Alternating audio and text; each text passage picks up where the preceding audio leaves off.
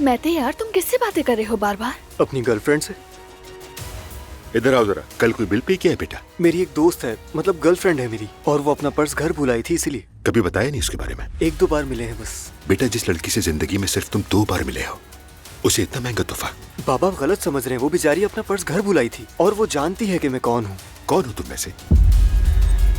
Naila, देखो मुझे खुशी होगी अगर तुम मेरे और मेरे घर वालों के बीच ना हो। फिर तुम भी मेरी फैमिली के बीच में मत आओ। तुमने अपने बाबा को बीच में डाला, अजलान से काम करवा रही हो, और इसका असर मुझ पर और मुस्तफा पर पड़ रहा है।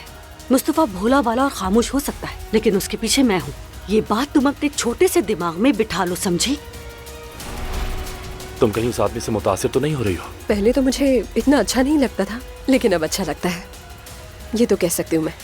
मुझे एक गिफ्ट चाहिए, 60 साल के मर्द के लिए चाहिए। इसे गिफ्ट के लिए पैक कर दीजिए।